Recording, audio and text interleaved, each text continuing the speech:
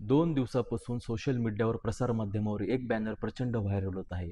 त्या बॅनरवरचा जर आपण मजकूर वाचला तर फार आपण शॉकिंग होतो, आपल्याला धक्का बसतो. त्या बॅनरवरचा मजकूर असा आहे की वाल्मिक अण्णा कराड मित्र मंडळ संघटनेला मजबूत करण्यासाठी आपण आर्थिक सहाय्य करावं व त्या बॅनरवर एक खाली स्कॅनर टाकलेला आहे.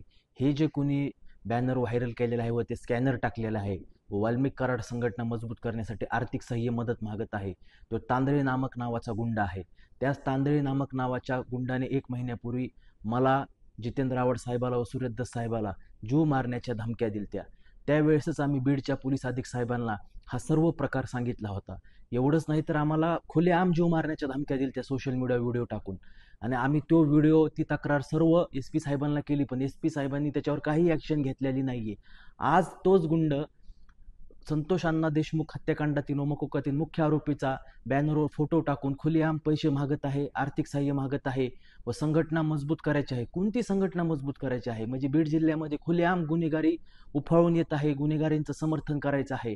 म्हणजे तरी ह्याच्यावर बीड पोलीस अधीक्षक साहेब काहीच ॲक्शन घेत नाहीयेत.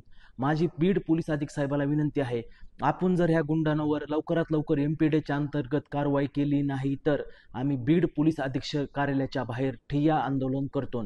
एवढीच आपल्याला हात जोडून विनंती आहे की ह्या गुंडांना लवकरात लवकर आपण जेरबंद करावं, ह्यांच्यावर योग्य ती कडक कारवाई करण्यात यावी.